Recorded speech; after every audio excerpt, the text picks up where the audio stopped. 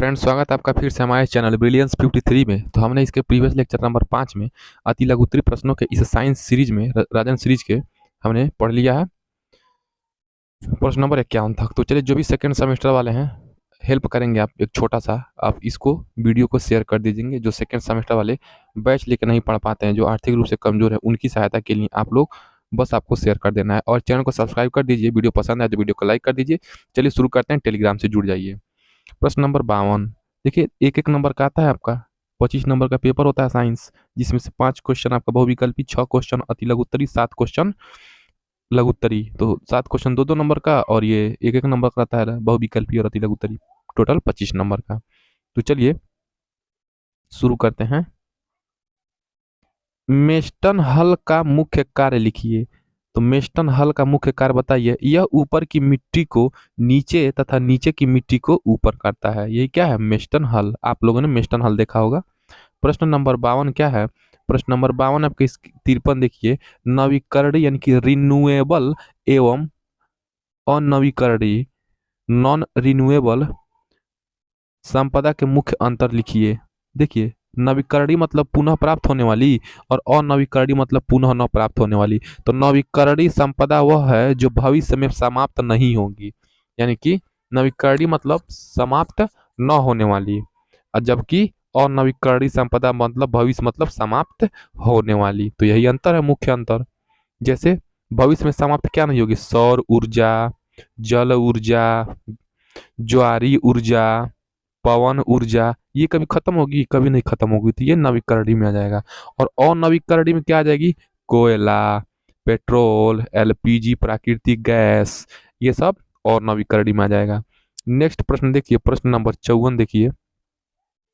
प्रश्न नंबर 54 क्या है? वसा में घुलनशील 2 विटामिन के नाम लिखिए।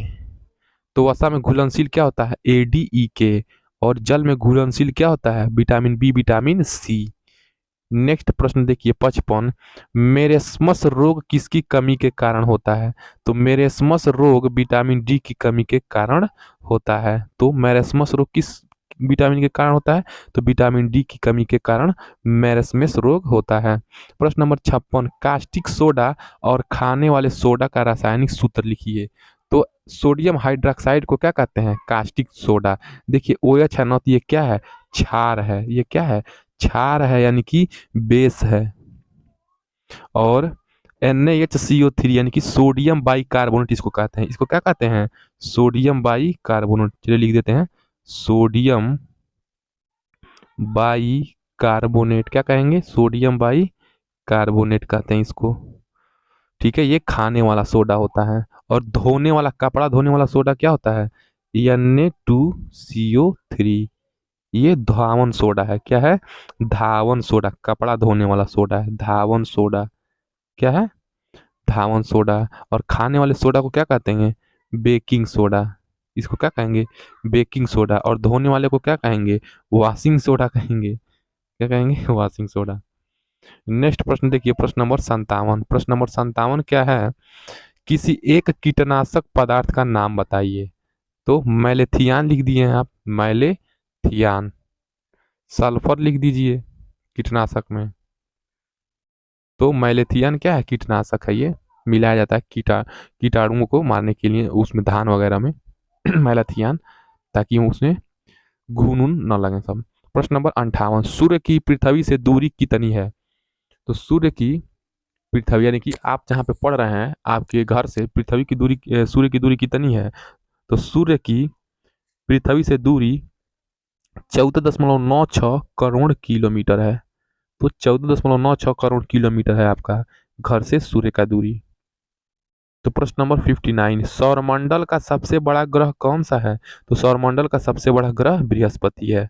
ये तो आपको पता है। प्रश्न नंबर 60 ही देखिए। प्रश्न नंबर 60 क्या है? प्रश्न नंबर 60 ही है, किसी एक अम्ल एवं एक क्षार का रासायनिक सूत्र लिखिए। तो देखिए, एक अम्ल एक क्षार, तो अम्ल क्या है? HNO3। क्या है? HNO3 हो जाएगा। H2SO4 सल्फ्यूरिक एसिड हो जाएगा। HCl क्या हो जाएगा?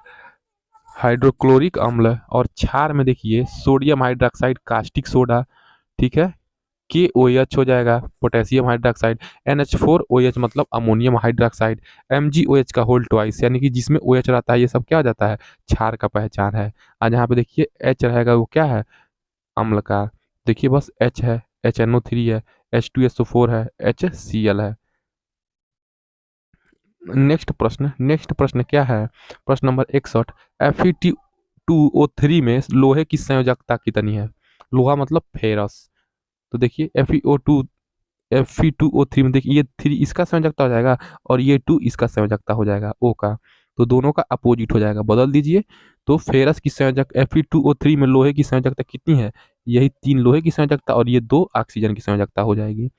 तो Fe2O3 में क्या हो जाएगी, तो देखिए प्रश्न नंबर 62। ऊर्जा के संचरण की किस विधि द्वारा जल गर्म होता है, लिखिए। तो ऊर्जा के संचरण की किस विधि द्वारा, आप गैस पे या किसी हीटर पे क्या करिए, पानी रख दीजिए किसी बर्तन में। तो पानी क्यों गर्म होता है, तो ये जो ज्वाला है, जो ये आग है, इस आग में क्या होता है, संवहन होता है। क्या होता है, कन्वेक्शन होता है। क्या होता है, संवहन द्वारा पानी गर्म होने लगता है। इसी विधि को संवहन कहते हैं विज्ञान की भाषा में। तो आपको याद करना पड़ेगा, उसका कोई नियम नहीं है क्योंकि वो नाम ही रखा गया है, वैज्ञानिक भाषा है। प्रश्न नंबर 63। यांत्रिक ऊर्जा कितने प्रकार की होती है।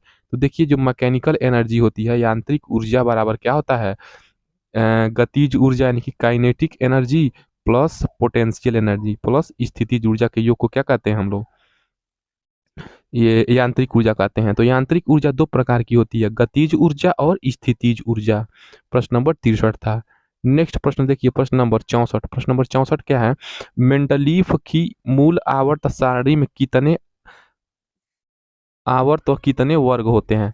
तो मेंडलीफ का मूल आवर्त सारणी में देखिए, मेंडलीफ की मूल आवर्त सारणी में 7 आवर्त और 9 वर्ग होते हैं। याद रखेंगे, आवर्त क्या होते हैं, चलिए हम आपको बता ही देते हैं, आवर्त और वर्ग। तो मान लीजिए ये हमारा पीरियोडिक टेबल है जिसमें तत्व सजाए गए हैं, hydrogen, helium, lithium, beryllium, boron. तो मान लीजिए यहाँ पे helium hydrogen, helium, lithium, beryllium, boron, carbon, nitrogen, oxygen, fluorine, neon, sodium, magnesium, aluminium, silicon, phosphorus, sulphur, chlorine, argon. ठीक है, तो इस प्रकार के, तो देखिए जो आपका ऐसे कॉलम होता है, ऐसे, इसको क्या कहेंगे, वर्ग कहेंगे। इसको क्या कहेंगे, वर्ग कहेंगे। और आपका जो ऐसे रहेगा इस तरह, देखिए ऐसे, इसको क्या कहेंगे, आवर्त कहेंगे। तो देखिए कै आवर्त हो जाएंगे, एक आवर्त, ये पहला आवर्त, ये दूसरा आवर्त, ये तीसरा आवर्त। ठीक है, उसके बाद आपका ये चौथा आवर्त, फिर ये पांचवा, फिर ये छठवां और एक आवर्त यहाँ पे बना दीजिए, ये सातवां। और यहाँ पे देखिए 9 ठो वर्ग, एक वर्ग, दो वर्ग, तीन वर्ग, चार वर्ग, पांच वर्ग,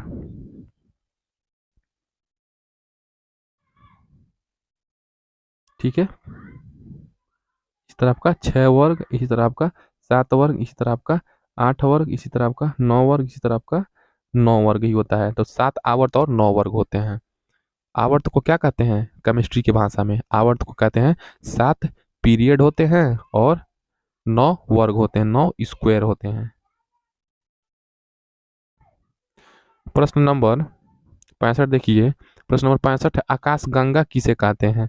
तो आकाश गंगा असंख्य तारों का विशाल पुंज होता है। तो गंगा हमारे ब्रह्मांड में क्या है, हमारे गैलेक्सी में क्या है, असंख्य तारों को हम लोग क्या कहते हैं, आकाश गंगा कहते हैं। बहुत सारे तारे हैं मान लीजिए, इसी को क्या कहेंगे हम लोग, आकाश गंगा कहेंगे। जिसमें अधिकांश तारे आंखों द्वारा दिखाई नहीं देते हैं, यूनानी भाषा में इसे गैलेक्सी कहा जाता है। तो आकाशगंगा को यूनानी भाषा में क्या कहते हैं, आकाशगंगा को यूनानी भाषा में गैलेक्सी कहा जाता है। और आकाशगंगा में असंख्य तारों का विशाल पुंज होता है, जिसमें अधिकांश तारे आंखों द्वारा दिखाई नहीं देते, हम अपने नग्न आंखों से नहीं देख पाते हैं, टेलीस्कोप से हमें देखना पड़ता है। नेक्स्ट प्रश्न 66, सौरमंडल के ग्रहों के नाम बताइए। तो सौरमंडल के ग्रहों के नाम, बुध, शुक्र, पृथ्वी, मंगल, बृहस्पति, शनि, अरुण तथा वरुण। ये सौरमंडल ग्रहों के नाम आप लिख लेंगे। प्रश्न नंबर 67। प्रश्न नंबर 67 क्या, तारामंडल क्या है। तो आकाश में कुछ तारे सुंदर आकृतियों के रूप में व्यवस्थित होते हैं। ठीक है, आप देखेंगे आकाश में कुछ तारे क्या होते हैं, सुंदर आकृतियों के रूप में व्यवस्थित होते हैं। इन आकृतियों को तारामंडल कहते हैं। क्या कहते हैं इन आकृतियों को? इन आकृतियों को तारामंडल कहते हैं। नेक्स्ट प्रश्न देखिए, प्रश्न नंबर 68। प्रश्न नंबर 68 क्या है? आकाशगंगा के तारामंडलों के नाम बताओ। तो आकाशगंगा में तारामंडलों के नाम, तो आकाशगंगा में कितने तारामंडल हैं जहाँ पे सुंदर सुंदर तारों की आकृतियां होती हैं? तो वृश्चिक, वृश्चिक, ओरियन, सप्तर्षि, कृत्तिका। ठीक है, तो आकाशगंगा में जो तारामंडल होते हैं, क्या नाम है? वृश्चिक, ओरियन, सप्तर्षि, कृत्तिका। नेक्स्ट प्रश्न नंबर 69। छाया क्या है? जब किसी अपारदर्शी वस्तु को प्रकाश जाने वाले मार्ग में रख दिया जाता है तो वस्तु प्रकाश को आर पार से रोक देती है, जिससे वस्तु के दूसरी ओर प्रकाशहीन क्षेत्र बन जाता है। इस प्रकाशहीन क्षेत्र को वस्तु की छाया कहते हैं। ठीक है, शैडो आप जानते हैं, तो उसी को वैज्ञानिक भाषा में लिखा है। जब किसी अपारदर्शी वस्तु, मान लीजिए लकड़ी का गुटका है, यहाँ से आप क्या जला रहे हैं? टार्च जला रहे हैं, यहाँ से टार्च का फोक्स जा रहा है यहाँ से, मान लीजिए। तो जब किसी अपारदर्शी वस्तु, ये क्या हो गया? मान लीजिए लकड़ी का गुटका है, ठीक है, लकड़ी का क्या है? ये छोटा सा गुटका है, टुकड़ा है। तो जब किसी अपारदर्शी वस्तु को प्रकाश जाने वाले मार्ग में, तो प्रकाश जाने वाले मार्ग यही है, इसी में रख दिए हैं लकड़ी का टुकड़ा, मान लीजिए जैसे हमने लकड़ी का टुकड़ा रख दिया है, तो वस्तु प्रकाश को आर पार से रोक देती है। ये वस्तु क्या कर रही है? यहाँ पे इसका छाया नहीं बनेगा, इसका छाया नहीं बनेगा। तो इसका छाया जब नहीं बनता है यहाँ पे, जब छाया नहीं बनेगा, तो जिससे वस्तु के दूसरी ओर क्या हो जाएगा? प्रकाशहीन, यहाँ पे लाइट जाएगा नहीं, तो प्रकाशहीन क्षेत्र बन जाएगा। इस प्रकाशहीन क्षेत्र को वस्तु की, यहीं पे क्या होगी? इस वस्तु की यहाँ पे क्या हो जाएगी? छाया बन जाएगी, शैडो बन जाएगा। जैसे आप चलते हैं रात में, जब देखेंगे चांद चंद्रमा रहता है, तो आप पैदल चल के देखिएगा या धूप में, आपकी छाया आपके सामने रहती है। प्रश्न नंबर 70। प्रथम वर्ग के उत्तोलक को उदाहरण सहित परिभाषित कीजिए। तो प्रथम वर्ग के उत्तोलक को उदाहरण सहित परिभाषित करना है, 2020 में पूछा ये प्रश्न। तो प्रथम वर्ग के उत्तोलक में आलंब बीच में होता है। तो प्रथम वर्ग के उत्तोलक में आलंब कहाँ पे होता है? बीच में होता है।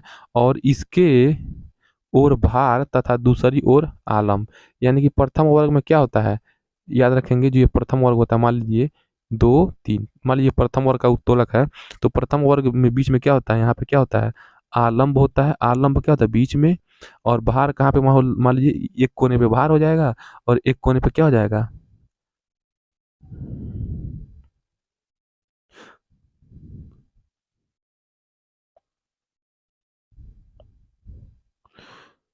आलम्ब बीच में हो, एक भार और एक तरफ क्या हो जाएगा? आयास हो जाएगा। उदाहरण के लिए कैंची। अब कैंची देखिए, कैंची में आलम्ब कहाँ होता है? कैंची, ये देखिए कैंची यही है ना, एक सेकेंड बनाने थोड़ा सा आर्ट नहीं आता मुझे ऐसे। तो ये कैंची देखिए, कैंची से आप काट रहे हैं, मान लीजिए ये कैंची है, तो देखिए यही बीच में है ना, यही आलम्ब बीच में है कैंची में, तो ये क्या हो जाएगा? प्रथम प्रकार का उत्तोलक हो गया कैंची। फिर तराजू। तराजू क्या होता है? तराजू देखिए, तराजू कैसे होता है? ये मान लीजिए तराजू है, यहाँ पे तराजू है, ठीक है, ये भौतिक तुला की बात कर रहा है, और यहाँ पे पकड़ा जाता है। तो देखिए ये बीच में क्या हो जाएगा? आलम्ब हो जाएगा। तो ये तराजू में बीच में आलम्ब हो जाता है। और हैंड पंप, हैंड पंप आपका ऐसे रहता है, यहाँ पे आप चलाते हैं पानी, और आगे क्या होता है? नल होता है, ऐसे ऐसे पानी गिरता है। तो क्या ये सब बीच में रहता है इसका आलम्ब? तो कैंची हो गया, तराजू हो गया, और हैंड पंप हो गया, ये सब आपका प्रथम प्रकार के उत्तोलक में आएगा। नेक्स्ट प्रश्न नंबर 71 देखिए, प्रश्न नंबर 71 क्या है? वसा को कितने समूहों में बांटा गया है? तो वसा को 3 समूहों में बांटा गया है। संतृप्त वसा, यानी कि सैचुरेटेड फैट, यानी कि फैट की बात हो रहा है, तो फैट को 3 भागों में बांटा गया है। सैचुरेटेड फैट, सैचुरेटेड फैट मतलब संतृप्त वसा में क्या हो जाएगा? मक्खन, शुद्ध घी, वनस्पति घी, नारियल तेल, ये क्या हो जाएगा? संतृप्त वसा हो जाएगा। ठीक है, उसके बाद अनसैचुरेटेड, यानी कि असंतृप्त वसा, मूंगफली, सरसों, जैतून का तेल। असंतृप्त मतलब ये प्रकृति से उसी रूप में पाए जाते हैं। जैसे सरसों, सरसों को आप क्या करें, उसका सरसों को जब आप मशीन में डाल के उसको तेल निकालते हैं सरसों का, तो ये डायरेक्ट आपके उसमें कुछ भी बदला वदला नहीं जा सकता। तो सरसों का तेल क्या होता है? शुद्ध मिल जाता है आपको। मूंगफली भी क्या होती है? डायरेक्ट उसको मूंगफली डाल करके उसको मशीन में डाल के क्या किया जाता है, तेल बना दिया जाता है। और जैतून का तेल, ये डायरेक्ट क्या होते हैं, पेड़ों से जैतून के तेल मिल जाते हैं प्राकृतिक रूप से, तो इसको असंतृप्त वसा कहेंगे, यानी कि अनसैचुरेटेड है, यानी इसमें कोई सैचुरेशन नहीं किया गया है, इसमें कोई वैज्ञानिक विधि नहीं लगाया गया है जिसे इसको और प्योरिफिकेशन किया गया हो, शुद्ध किया गया हो, या किसी कंपनी में इंडस्ट्रियल प्रोसेस में इसको नहीं लिया गया है। इसको डायरेक्ट क्या किया गया है, डायरेक्ट प्राकृतिक रूप से कच्चे रूप से इसे रख लिया गया है। और बहु असंतृप्त वसा, सूरजमुखी, सोयाबीन और मकई का तेल। तो याद रखेंगे, ये एग्जाम्पल आपको याद रखना पड़ेगा। संतृप्त वसा में क्या है, मक्खन, शुद्ध घी, वनस्पति घी, नारियल तेल। और संतृप्त वसा में मूंगफली, सरसों, जैतून का तेल। और बहु असंतृप्त वसा में सूरजमुखी, सोयाबीन और मकई का तेल। नेक्स्ट प्रश्न देखिए, प्रश्न नंबर 72। प्रश्न नंबर 72 क्या है, दिए गए समीकरण को पूरा कीजिए। CaCO3 calcium carbonate plus 2HCl। तो देखिए, ये Ca पॉजिटिव होता है, Cl माइनस होता है, तो क्या आ जाएगा, CaCl2 प्लस HCO3। ठीक है, क्या HCO3 नहीं होगा, क्या होगा, H2O बनेगा और प्लस CO2 बन जाएगा, CO2 गैस उड़ जाएगा। ये गैस का चिन्ह है, इसीलिए एरो बना है। तो कार्बन डाइऑक्साइड ये गैस है, और H2O जल है, CaCl2 कैल्शियम क्लोराइड। तो सी कैल्शियम कार्बोनेट और हाइड्रोक्लोरिक अम्ल को मिलाएंगे तो क्या जाएगा, CaCl2 बन जाएगा। क्यों बनेगा, यहाँ पे Ca पे पॉजिटिव और CO3 पे कार्बोनेट -2 हो जाएगा, और इस पे H प्लस और Cl माइनस हो जाएगा। तो यहाँ पे देखिए, यहाँ पे Ca प्लस और Cl माइनस, तो क्या जाएगा, CaCl। तो इसका एक होता है, इसका दो होता है, तो CaCl2 हो जाएगा। इसका संयोजकता Cl के नीचे चला आएगा। और CO3 और 2H, तो CO3 और H बच रहा है, इसमें से क्या करिए, एक H2O ले लीजिए, H2O, और एक बच रहा है आपका CO2 बच रहा है, तो वो निकल गया है, तो ये CO2 हो गया है, और H2 हो गया है, और CaCl2 बन गया है। नेक्स्ट प्रश्न नंबर 73 देखिए, प्रश्न नंबर 73 क्या है, सौरमंडल का सबसे छोटा ग्रह कौन सा है। तो सौरमंडल का सबसे छोटा ग्रह बुध ग्रह है। नेक्स्ट प्रश्न देखिए 74, पृथ्वी का उपग्रह कौन सा है। पृथ्वी का उपग्रह चंद्रमा है। प्रश्न नंबर 75, कृषि के प्रमुख यंत्रों के नाम बताओ। तो कृषि के प्रमुख यंत्र, हल, पटेला, बखर, रेक, फावड़ा, ट्रैक्टर, हैरो, कल्टीवेटर, डिबलर। तो ये क्या है, कृषि के प्रमुख यंत्र हैं जो अपने आसपास आप देखते होंगे। हल भी देखे होंगे, पटेला भी देखे होंगे, बखर भी देखे होंगे, रेक, फावड़ा, ट्रैक्टर, हैरो, कल्टीवेटर भी देखे होंगे, डिबलर। नेक्स्ट प्रश्न नंबर 76। प्रश्न नंबर 76 क्या है, मृदा अपरदन क्या है।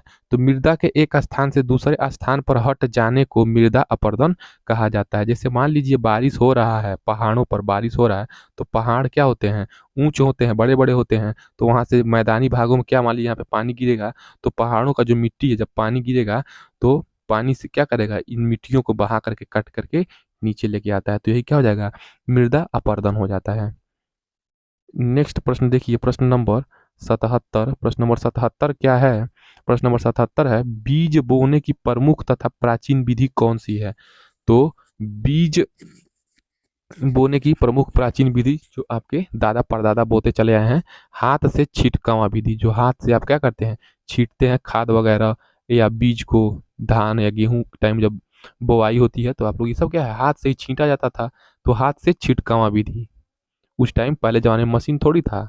प्रश्न नंबर 78, कार्य किस प्रकार की राशि है। तो कार्य क्या है, अदिश राशि है, यानी कि W बराबर FD जो होता है, F पे वेक्टर लगा रहता है, तो ये क्या जगह, F क्या है, सदिश है। ठीक है, लेकिन ये कार्य क्या है, अदिश है, क्योंकि इसका परिमाण होता है, दिशा नहीं होता है। प्रश्न नंबर 79, मौकस। मौकस मतलब क्या जाएगा, MKS। MKS पद्धति में कार्य का मात्रक, तो MKS पद्धति में क्या होता है, कार्य का मात्रक जूल होता है।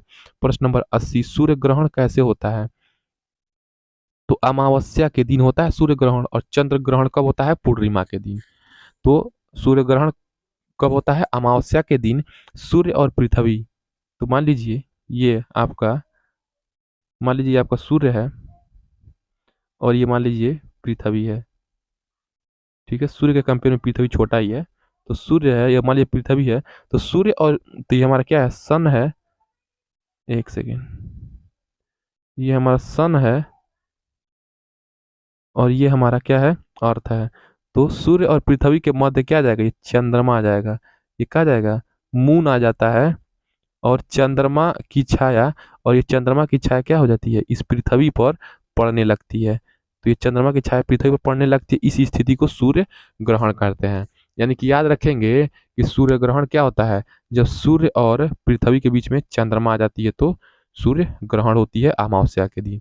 तो चलिए, जो भी नेक्स्ट प्रश्न है हम लोग नेक्स्ट वीडियो से पढ़ते हैं। लगभग अब लघु उत्तरी खत्म हो जाएगा और लघु उत्तरी हम लोग पढ़ेंगे एक दो लेक्चर के बाद। तो जो भी सेकंड सेमेस्टर वाले हैं आप हेल्प करेंगे, जो सेकंड सेमेस्टर वाले हैं उनके साथ हमारे चैनल को शेयर कर देंगे ताकि उन्हें भी फ्री ऑफ कॉस्ट एजुकेशन मिल जाए। बस आप ही देख करके वीडियो, ऐसा नहीं कि आप ही अपने तक ही सीमित रखिएगा। ये शिक्षा है, शिक्षा का जितना प्रसार करेंगे उतना ही वृद्धि होगी। तो चलिए, मिलते हैं नेक्स्ट वीडियो में। टेलीग्राम से जुड़ जाइए। जय हिंद।